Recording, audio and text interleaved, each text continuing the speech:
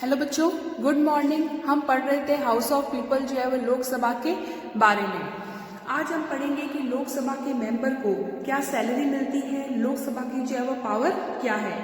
Article 106 के according parliament के member को सैलरी और कुछ अलाउंसेस प्राप्त होते हैं जिनको पार्लियामेंट के द्वारा निर्धारित किया जाता है।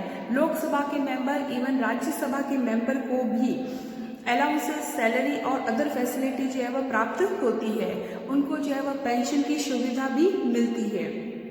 लोकसभा का मेंबर, जिसे हम सांसद बोलते हैं, पार्लियामेंट मेंबर, वह अपने एरिया के अंदर जो इलेक्टेड एरिया होता है उसके अंदर 5 करोड़ की योजनाएं जो है ना, नई जो पॉलिसीज होती है वो बता सकता है। गवर्नमेंट को जो है वह एडवाइस दे सकता है कि इस एरिया में जो है वह इस प्रकार की योजनाएं लानी जानी चाहिए।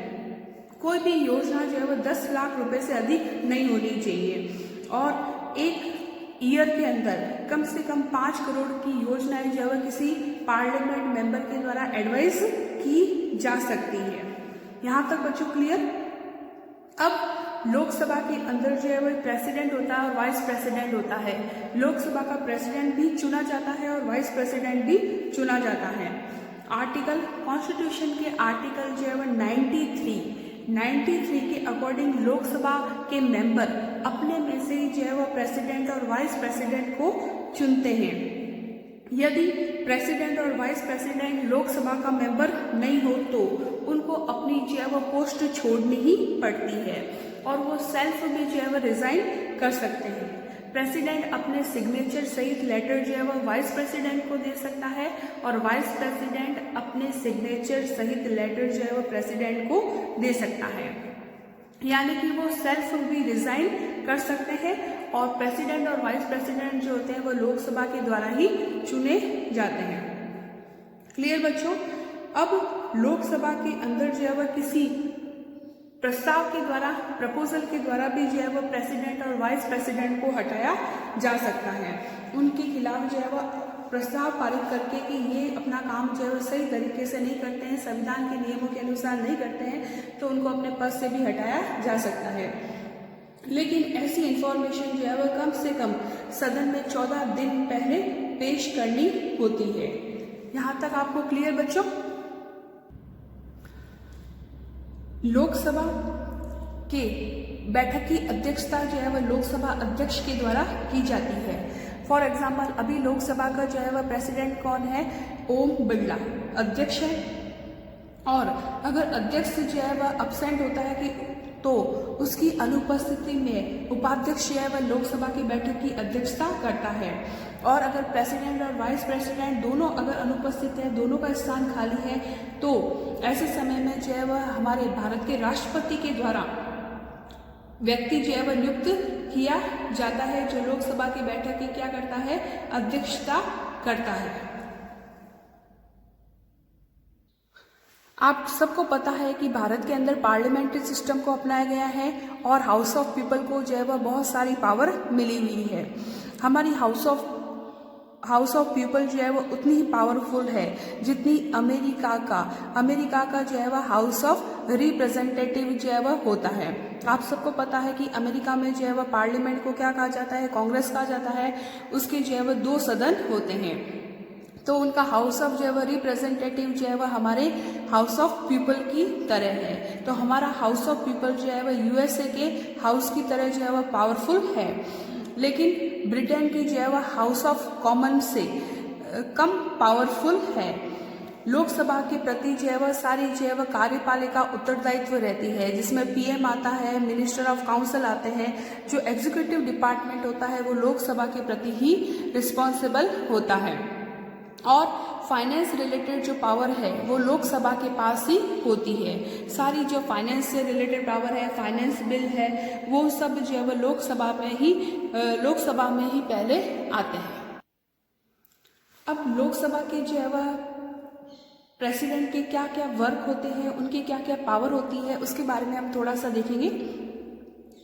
लोकसभा का जो प्रेसिडेंट होता है वो क्या करता है? जो सदन की बैठक में भाग लेता है और जो जो गंभीर विषय हैं उन विषयों पर जो है वह डिबेट का टाइम जो है वह निश्चित करता है। वह हाउस के जो है वह नेता यानी कि जो बहुमत दल का नेता होता है, पीएम होता है, उसके जो है वह एडवाइस से डिबेट का टाइम जो है वह निश्चित करता है। और जब राष्ट्रपति जो है वह लोकसभा के अंदर स्पीच देता है तो उसके आंसर में जो अदर मेंबर है पार्लियामेंट के वो अभी अपनी स्पीच देते हैं तो उनका टाइम डिसाइड करने का कार्य जो है वह लोकसभा के प्रेसिडेंट का ही होता है।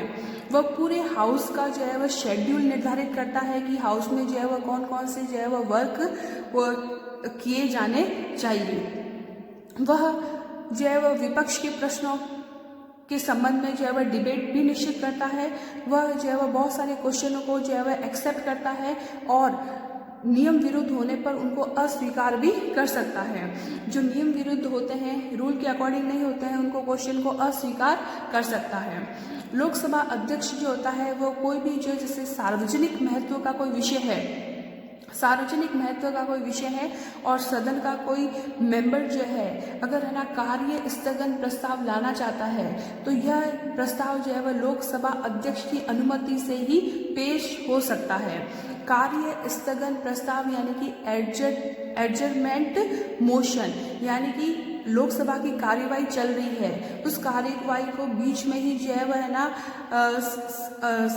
सस्पेंड करके किसी सार्वजनिक महत्व कोई भी जैसे कोई भी विवाद हो गया है तो उस मुद्दे को जो है वह सदन में रखना।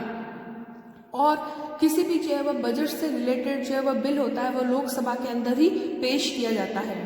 राष्ट्रपति और जो पार्लियामेंट के मेंबर होते हैं उनके बीच में जो कम्युनिकेशन होता है वो केवल लोकसभा के स्पीकर के द्वारा ही, लोकसभा के स्पीकर या अध्यक्ष के द्वारा ही होता है। हमारी लोकसभा के जो प्रेसिडेंट है उसको वो सारे पावर मिले हुए हैं जो ब्रिटेन के स्पीकर को प्राप्त है। लोकसभा को जो है वो बहुत सारी पावर मिली हुई है। सबसे पहले हम बात करते हैं फाइनेंशियल पावर की। आर्टिकल 109 कॉन्स्टिट्यूशन के आर्टिकल 109 के अकॉर्डिंग फाइनेंस बिल जो होता है, वित्तीय विधेयक जो होता है वो केवल लोकसभा में ही पेश किया जाता है। फाइनेंस बिल हमेशा जो है वो लोकसभा में ही आता है। राज्यसभा के अंदर, हाउस ऑफ स्टेट के अंदर फाइनेंस बिल कभी नहीं आता है, क्योंकि जो यूनियन होती है, जो इंडियन यूनियन होती है, उस लोकसभा को जो है वह जो इंडियन यूनियन है उसके जो फाइनेंस पर पूरा कंट्रोल जो है वह प्राप्त होता है। लोकसभा के अंदर कोई भी फाइनेंस बिल आता है, लोकसभा से जो है वह पारित होने के बाद में यानी कि उसको एक्सेप्ट किए जाने के बाद में वह बिल जो है वह राज्यसभा के अंदर भेजा जाता है, हाउस ऑफ स्टेट के अंदर भेजा जाता है। राज्यसभा अगर नेसेसरी समझे, आवश्यक समझे तो उस विधेयक पर, उस फाइनेंस बिल पर जो है वह विचार करके, है ना, विचार करके उसको 14 दिन के अंदर उसको लोकसभा को लौटाना ही पड़ता है। राज्यसभा अगर है ना फाइनेंस बिल में अगर कोई अमेंडमेंट करना चाहते हैं या अपनी कुछ राय देना चाहते हैं, एडवाइस देना चाहते हैं तो उस बिल को जो है वह एडवाइस सहित जो है वह पारित करके भेज सकते हैं। अगर किसी जो है वह रीज़न से अगर राज्यसभा उसको 14 दिन के अंदर नहीं लौटाती है या निश्चित डेट तक, जो डेट डिसाइड की गई है वहाँ तक नहीं लौटाती है तो वह बिल लोकसभा और राज्यसभा दोनों से पारित माना जाता है और लोकसभा उस विधेयक को, उस बिल को राष्ट्रपति की स्वीकृति के लिए भेजती है। बजट और फाइनेंस बिल को केवल लोकसभा में ही जो है वह प्रेजेंट किया जाता है। बजट और फाइनेंस बिल को जो है वह केवल लोकसभा में ही प्रेजेंट किया जाता है। पार्लियामेंट का हमारी कंसोलिडेट जो फंड होती है, जो संचित निधि होती है, उस पर पूरा कंट्रोल पार्लियामेंट का होता है। तो कोई भी बिल है तो वो लोकसभा में आएगा या इस हाउस ऑफ स्टेट राज्यसभा के अंदर आएगा, लेकिन हमेशा मनी बिल है, बजट है, वो हमेशा लोकसभा के अंदर ही आता है। बस राज्यसभा को केवल इतना पावर मिला हुआ है कि वह किसी भी बिल को जो है वह मनी बिल को जो है वह, फाइनेंस बिल को जो है वह 14 दिन तक रोक सकती है और फिर बाद में उसको अपनी एडवाइस सहित जो है वह उसको वापस पारित करके भेज सकती है। लेकिन 14 दिन के अंदर नहीं भेजे तो वह बिल जो है वह पारित किया हुआ माना जाएगा, एक्सेप्ट किया हुआ माना जाएगा। देन राष्ट्रपति की जो है वह सिग्नेचर के लिए लोकसभा जो है वह उसको भेजती है। यहाँ तक क्लियर बच्चों? अब हम बात करेंगे लोकसभा की जो है वह वैधानिक शक्तियों के बारे में, जिसे हम जो है वह जुडिशियल पावर भी कहते हैं। अब हम बात करेंगे लोकसभा की जो है वह विधायी शक्तियों के बारे में, जिसको वैधानिक पावर भी बोलते हैं, स्टैट्यूटरी पावर भी कहा जाता है। पार्लियामेंट की स्टैट्यूटरी पावर का यूज जो है वह हाउस ऑफ पीपल के द्वारा ही किया जाता है, क्योंकि हाउस ऑफ पीपल की जो है वह डिजायर के बिना, उनकी इच्छा के विरुद्ध कोई भी लॉ जो है वह पास नहीं हो सकता है। सारे लॉ जो है, जो भी कानून बनते हैं, वो लोकसभा की मेंबर की इच्छा के द्वारा ही बनते हैं। बिकॉज पार्लियामेंट के जो मेंबर होते हैं उनकी संख्या जो है वह अधिक होती है। लोकसभा जो होती है, हमारे इंडियन कॉन्स्टिट्यूशन के अंदर 3 लिस्ट दी गई है, जिसमें पार्लियामेंट कानून बनाता है और हमारी स्टेट गवर्नमेंट कानून जो है वह बनाते हैं। आपको सबको पता है कि यूनियन लिस्ट होती है, कॉन्करेंट लिस्ट होती है और आपकी होती है रेसिडुअरी लिस्ट, जिसमें से यूनियन लिस्ट यानी कि संघ सूची पर कानून बनाने का काम पार्लियामेंट के द्वारा किया जाता है। ये काम जो है वह लोकसभा के द्वारा होता है। कॉन्करेंट लिस्ट में भी जो सब्जेक्ट दिए गए हैं उन पर कानून लोकसभा बनाती है, और स्पेशल केसेस में राज्यसभा के साथ मिलकर जो है वह लोकसभा और राज्यसभा के साथ मिलकर जो है वह कानून बनाए जाते हैं। कोई भी कानून जो है वह पहले लोकसभा में पास होगा, पास होने के बाद में जो है वह राज्यसभा के पास जाएगा। इस केसेस के अंदर जो है वह लोकसभा और राज्यसभा को जो है वह इक्वल पावर मिली हुई है ऑर्डिनरी बिल से रिलेटेड। फाइनेंस बिल जो होता है वो केवल लोकसभा में आता है, लेकिन ऑर्डिनरी बिल जो है वह आप किसी भी हाउसेस में, जो पार्लियामेंट मेंबर होते हैं वो किसी भी हाउसेस में जो है वह, चाहे लोकसभा हो चाहे राज्यसभा हो, उसके अंदर जो है वह लाया जा सकता है। लोकसभा संघीय सूची, समवर्ती सूची और आपकी जो रेसिडुअरी जो लिस्ट है, अवशिष्ट शक्तियां हैं, उस पर जो है वह कानून बनाती है राज्यसभा के साथ मिलकर। ओके। और जो स्पेशल केसेस है, अगर मान लो जो है वह किसी स्टेट में अगर कॉन्स्टिट्यूशन की जो व्यवस्था जो है वह फेल हो जाए, या किसी भी राज्य का कार्य जो है वह संविधान के अकॉर्डिंग, कॉन्स्टिट्यूशन के अकॉर्डिंग नहीं चले, तो उस केसेस में जो है वह पार्लियामेंट के द्वारा कानून बनाया जाता है, और यह कानून जो है वह लोकसभा और राज्यसभा दोनों के द्वारा बनाया जाता है। कोई भी बिल है, कोई भी कानून है, वो लोकसभा में आएगा, लोकसभा के मेंबर के द्वारा वो कानून पास होकर राज्यसभा के पास जाएगा, और देन प्रेसिडेंट उस पर जो है वह सिग्नेचर करेगा। अगर मान लो लोकसभा और राज्यसभा में कोई डिस्ट्रीब्यूशन हो जाए, है ना, कोई मतभेद उत्पन्न हो जाए, तब दोनों हाउसेस की जो कॉमन बैठक है वो होगी, और उसकी जो है वह अध्यक्षता राष्ट्रपति के द्वारा की जाएगी। लेकिन लोकसभा के अंदर जो है वह किसी भी विधेयक है, कोई भी बिल है, उसके फ्यूचर को जो डिसाइड है वो लोकसभा के द्वारा ही किया जाता है। कानून निर्माण की जो अंतिम शक्ति होती है, अगर हम कहें तो वो हाउस ऑफ पीपल के पास है। राज्यसभा केवल किसी ऑर्डिनरी बिल को 6 मंथ तक रोकने के अलावा कुछ नहीं कर सकती है। यहाँ तक क्लियर बच्चों आपको?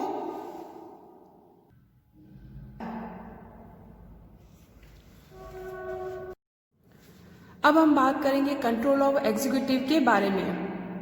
पीएम जो है वो हाउस ऑफ पीपल में मेजॉरिटी पार्टी यानी कि बहुमत दल का लीडर होने के कारण वह लोकसभा का भी लीडर कहलाता है, और सारे जो मिनिस्टर हैं, मिनिस्टर ऑफ काउंसिल है, वो लोकसभा के प्रति जो है वह रिस्पॉन्सिबल होते हैं अपने वर्क के लिए।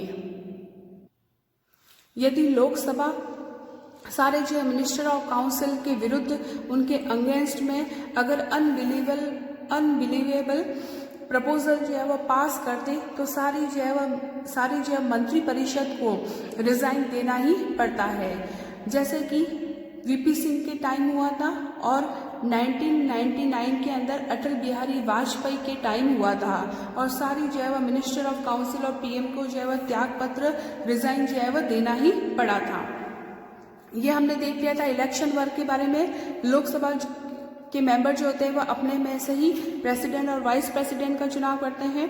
लोकसभा के जो मेंबर होते हैं वो जो आपके वाइस प्रेसिडेंट हैं उनके इलेक्शन में भाग लेते हैं राज्यसभा के साथ मिलकर, और राष्ट्रपति के इलेक्शन में भी लोकसभा और राज्यसभा के मेंबर जो है वह भाग लेते हैं।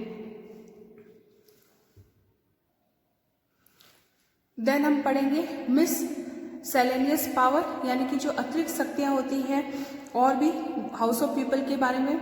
लोकसभा जो है वह स्टेट ऑफ हाउस के साथ जो है वह मिलकर राष्ट्रपति की इमरजेंसी पावर की जो है वह घोषणा को जो उन्होंने डिक्लेयर की है उसको एक्सेप्ट और उसको जो है वह रद्द कर सकती है। अगर इमरजेंसी पावर जो है वह राष्ट्रपति के द्वारा डिक्लेयर की जाती है तो 1 मंथ के अंदर ही दोनों हाउसेस से अलग अलग जो है वह समर्थन मिलना आवश्यक होता है, यानी कि दोनों हाउसेस के द्वारा जो है वह अलग अलग जो है वह उसको एक्सेप्ट किया जाना चाहिए। अगर लोकसभा जो है इमरजेंसी पावर के विरुद्ध अगर कोई प्रस्ताव पारित कर दे तो उस समय जो है वह इमरजेंसी पावर यानी कि आपातकाल की घोषणा लागू नहीं रहेगी। लोकसभा के 10% सदस्य या इससे अधिक सदस्य जो है वह घोषणा को जो है वह घोषणा पर जो है वो स्वीकार करने के लिए या अस्वीकार करने के लिए बैठक बुला सकते हैं। लोकसभा राज्यसभा के साथ मिलकर जो भी हमारे इंटरनेशनल जो समझौते होते हैं, ट्रीटी होती है, उसको लागू करने के लिए कानून जो है वह बना सकते हैं। ठीक है, नए राज्यों का निर्माण कर सकते हैं। लोकसभा और राज्यसभा दोनों मिलकर नए राज्यों की जो है वह सीमाओं में परिवर्तन कर सकते हैं। राज्यों के नामों के अंदर जो है वह चेंजेस जो है वह लोकसभा और राज्यसभा के मेंबर के द्वारा ही किया जाता है, उनके सदस्यों की जो है वह सहमति मिलने के बाद में।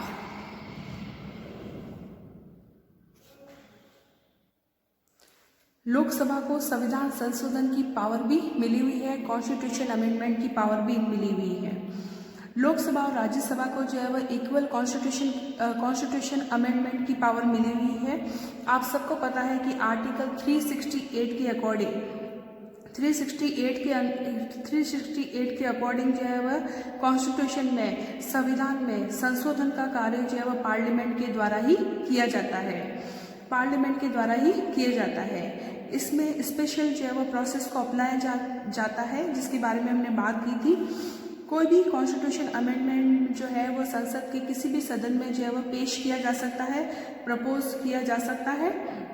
यह तभी जो है वह एक्सेप्ट समझा जाता है जब पार्लियामेंट के दोनों मेंबर जो है वह अपने मतलब अलग अलग हाउसेस में जो है वह अपने कुल टोटल जो है वह मेजोरिटी के साथ और जो कैंडिडेट प्रेजेंट है और जो वोटिंग के अंदर भाग ले रहे हैं उन सदस्यों की 2/3 रेशियो से अगर वो बिल जो है वह पास हो जाए तो संविधान में संशोधन हो सकता है, कॉन्स्टिट्यूशन में अमेंडमेंट हो सकता है। ये था लोकसभा की पावर के बारे में। अब हम नेक्स्ट वीडियो के अंदर राज्यसभा हाउस ऑफ स्टेट के बारे में बात करेंगे। Thank you.